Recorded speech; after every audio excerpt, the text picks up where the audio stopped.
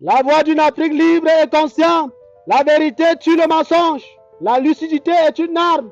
Ici est tir à balles réelles. La prière de ce matin est dédiée à la promesse recyclée. C'est une prière que je vais faire à voix basse. Seigneur Tout-Puissant, Créateur du ciel et de la terre, et des discours de campagne sans date d'expiration. Aujourd'hui encore, je viens vers toi.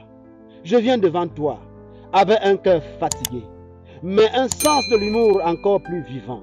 Seigneur, je te prie pour les promesses recyclées, celles qu'on ressort tous les 7 ans, avec une nouvelle affiche, mais les mêmes trous sur la route.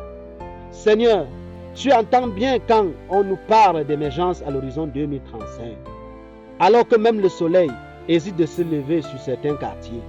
On nous promet des ponts, des trains, des hôpitaux, des emplois, mais tout ce qu'on voit pousser rapidement, ce sont des barrières et les slogans.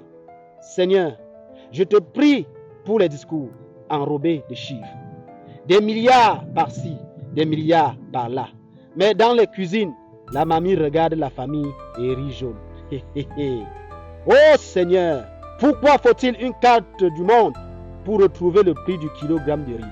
Pourquoi faut-il un doctorat en mathématiques pour comprendre sa facture d'électricité? Seigneur, ils nous disent, le pays avance. Mais personne ne sait dans quel véhicule. Parce que le bus est en panne, le train est en grève et l'avion appartient aux mêmes passagers depuis 40 ans. Seigneur, je te prie pour la jeunesse, experte en selfie devant le panneau de projet, mais diplômée du chômage avec mention très bien. Je te prie pour ces parents qui ont voté avec espoir et qui regardent leur enfant chercher un visa, comme on cherche de l'eau dans le désert. Oh Seigneur, si les promesses étaient de la nourriture, nous serions déjà tous obèses. Si les paroles étaient des routes, nous serions déjà connectés au monde entier. Mais comme elles ne sont que du vent, nous restons ici à respirer la poussière et les slogans.